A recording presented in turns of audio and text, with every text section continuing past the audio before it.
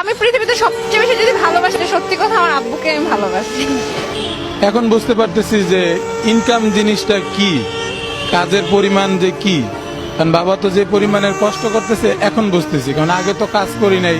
আমি আমার বাবাকে এখনো একটি কথা বলতে পারিনি।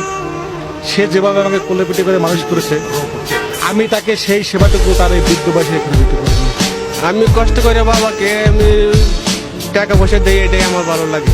আমি আমার বাবাকে অনেক বেশি ভালোবাসি, বাট হয়তো বা ওইভাবে এক্সপ্রেস করা হয় না। আর বাবা আমার লেখাপড়া সম্পর্কে অনেক শাসন করে। এখন আমি লেখাপড়া চালিয়ে যাচ্ছি, এই মুহূর্তে ইন্টার সেকেন্ড ইয়ারে পড়তেছি। আর আমার লেখাপড়ার বিষয়ে অনেক সতর্ক, অনেক যা চাই যেই মুহূর্তে তখন সেটা দেয়।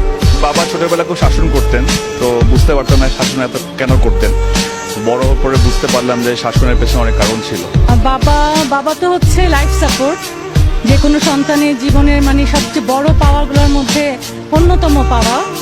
মানে বাবা is a super hero in our life, যেটা হয়তো আমরা রিয়েলাইজ করি কিংবা করি না। প্রাইমারি স্কুলের একজন টিচার ছিলেন, অনেক আদর্শ ছিল তার। আব্বা আমাদের মানুষ করতে অনেক কষ্ট করছেন। এখন সবচেয়ে বড় কষ্ট যে আমাদের যখন সবচেয়ে বড় সুখ, তখন আমার আব্বা আমাদের ছেড়ে বড় করে চলে গেছেন।